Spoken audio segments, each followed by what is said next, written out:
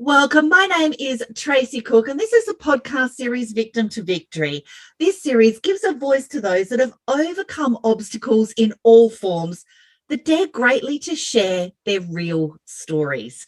Amazing humans like our upcoming guests that have seen hope and risen above those adversities to become victorious, that are now visionary and helping others to climb the mountain as well.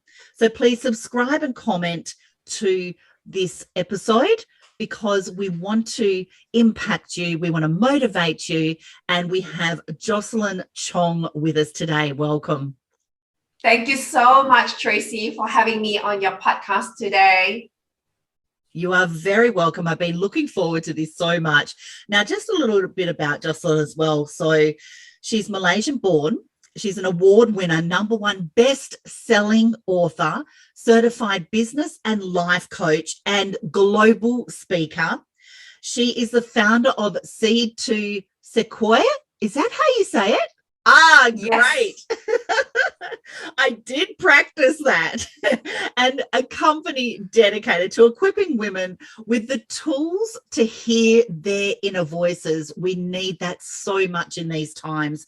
Accomplish fulfilling goals and transform their most exceptional selves. Wow, how empowering. And after a successful 20-year career at Australia's leading banks and other multinationals, she changed paths to pursue her true passion after a defining moment in her career. And we're going to hear more about that. Jocelyn, where does your story start? Oh, it starts from where I start. So all of us are blessed with so many things in our lives. And a lot of times, certain things in our lives come in different ways, shape, or form. And so for me, I grew up in a Malaysian background, very, very blessed to have family that provided, sheltered, and, gave me everything I needed in life. I grew up in an entrepreneurial background. Both mom and dad's family have got businesses. And so it was such a good run. And then I went into my early adulthood stage, and I really learned about what living is all about because I was here on my own in Australia. I came to Australia in 1997, and so I was exposed to a whole new world. And I only had me and my degree and to work my way up the corporate ladder. So I faced a lot of adversity because it was not easy. I was, the only Asian women in a lot of the positions that I held because it was in a very male-dominated environment. So a lot of things such as, trying to people please comes up when I was in my adulthood years. A lot to do with insecurities that come up because I didn't know how to deal with it, and working in such a male-dominated environment, you kind of have to work harder to be seen. And a lot of times I wanted to use my voice, but a lot of times I'm also shut down because there are other louder voices on the table. So I had to really work so many ways to get known, seen, and be heard. Yes, I had all the successes externally, but internally, I was crumbling. And, I would work longer hours. I would fight for things because it was the way forward, right? You got to use so much effort and strength and energy. But yet deep down, you're like, oh my God, how much more energy can I generate to do something like that? Because it is so challenging. And a lot of times I had to catch myself because, the victim mentality can come in because you go like, you know what, I'm the only female. It's so hard to climb that Mount Everest that I'm trying to aim for. It is hard to rise above all these things because I don't have the network, because I didn't grow up in a background in Australia. So, you don't have the local network here, and you have to build that relationship with people, and relationship economy is so important to build, growth and success. I could have fallen into those victim mentality. Yet I continue to educate myself, continue to invest in professional growth, continue to get coaching, continue to ask for help, continue to seek new ways of doing things. And so from those partially victim mentality that I fell into, I quickly learned to notice that there are ways out there that I can actually do it differently. So that was in a nutshell how I shifted my mindset. I embody the way I want success to look like, not how I was expected or seen or told what to do.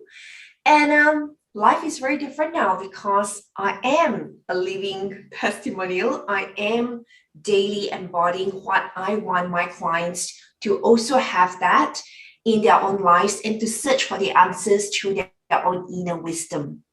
And not to always outsource that to the external world, to look for answers, to let other people's opinions become their own, or to just really take on people's unprocessed emotions and make it their own either. So all those things are what I teach and show and share with my community, and how I want to encourage a broader audience as well.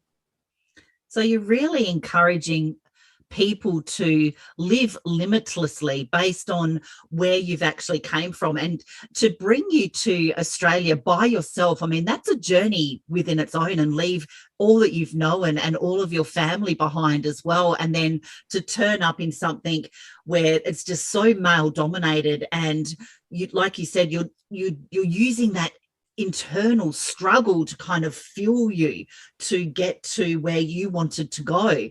So that's a testimony to really seeing and envisioning and knowing what we want, and being determined to show up despite the obstacles and until success, right? Despite and until. So that's a testimony to the grit.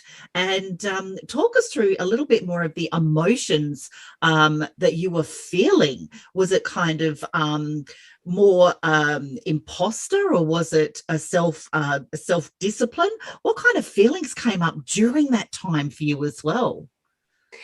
It was a lot of intensity, right? All my body was so tense up to get something going. So I would put my whole heart and energy. And that kind of tense energy is not great, because you can feel it in the way. It's just really dense, and that kind of energy is like, I know I can make it happen. But then to what degree? Because when you work with me at that old me, it's like, let's get things done. It's like, oh my God, monstrous, right? It's not always that fun. And that was the kind of energy. Everyone's like fighting, everyone's like forcing, everyone's like making things happen. Yes, we can all make things happen, but at the end of the day, it's so draining because there's no sustainability, there's no joy in it, there's no abundance, there's no play in it. It's like, what do you mean play at work? No, come to work and work hard and work harder. Life is not meant to be that way. Life is meant to be light, fun. We play our life, and we play and we enjoy it and we have fun. And that's how life is wired to be. So what we're trying to do is to balance out. Yes, we do need the strategy, but also we need to balance out the play, the spirituality, the fun that's available for us, and to generate that from within.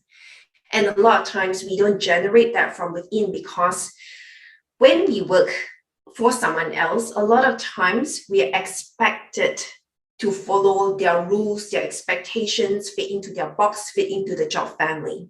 And when we move outside of that, we are then rocking the boat, and they don't like that. So it doesn't give us freedom to be creative. It doesn't give us freedom to really give our opinion or share feedback, because they don't like it. And over time, then you lose your identity, being who you're meant to be, because then you have gifts that are then, dormant, that you can't activate. And so that's where we need to really allow ourselves to express who we are and to enjoy life, have fun. Definitely. It's all about having fun and fulfilling your passion. And, it's not about gazillion dollars in the bank. That would be great as well. But it's just waking up happy, right? It's just waking up Yeah. happy every day Yeah. that really brings Yeah. us, our soul goal and lights a path for so many others as well. And I love how you said, Jocelyn, the old me, because, recognizing that version of the old self and coming into this new path of kind of ease and grace and, really going after your soul's calling and helping so many other people for that as well. So talk us through a little bit about what you're doing to help people as well now.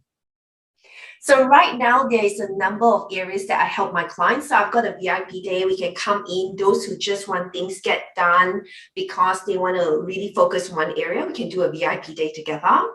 Or we can do a one-on-one. We can immerse in 6 months, have fun. You have my direct access. We go into different things. Sometimes we don't know until we are in the journey that we can uncover and discover and learn more and more about, there is so many ways to do different things out there when we workshop it together. So there is that offer as well. And then another offer that I do have is to help women share their stories. Because what I've found is I've heard of this hundreds of times when I speak to my female entrepreneurs is they don't get the chance to tell their story. And so they are always either hiding or they feel that they are not allowed to tell their story. There's always different things and different blocks that come along the way, depending on what happens to different people. And so when I come across women who already own their own story, own their voice, I'm inviting them to actually share that so that they can actually help other women go, that's possible, Tracy. Why not? It gives them a role model. It gives them the opportunity. It gives them the permission, the approval, the acceptance, however, different people would take it at different ways. So that is another opportunity that they can come on board with me because I think that's so powerful. All of us have got stories of victim to victory, tragedy to triumph. And so those are the stories that will inspire from generations to generations to come. I love that. You're just empowering so many individuals and, just helping them create their life by design, just like you've created your life by design with a love and abundance and happiness as well, and really opening your arms. So having fun while we're doing it in the process, which is really important as well. And what kind of message would you like to leave the audience on today? I want the audience to really think about investing in you. The number one person is having that relationship with you and loving yourself deeper. Because the deeper you love yourself, the deeper you can give to someone else. So go away, dig deep, ask yourself, who am I? Who am I being? What else is within me that I need to bring to remembrance? There's so much within us. And activate all that abundance that's already within you. You are enough. And so have fun with you. And then the rest will overflow out of that abundance and cup that is overflowing from your heart, from your spirit, from your entire body and soul. Activate your abundance. That's going to be my words for the day, Jocelyn, and words for the rest of 2022 and beyond. So many people would have related so much with your story today. Thank you so much for sharing and being brave to share your story as well, because that's what it's all about. It's sharing our stories and really letting people know our vulnerability and what we were struggling with and letting them know that they're not alone. So we really thank you. I know how much you're impacting in communities, empowering and inspiring others as well. You're so appreciated. So reach out, everybody, connect with Jocelyn Chong.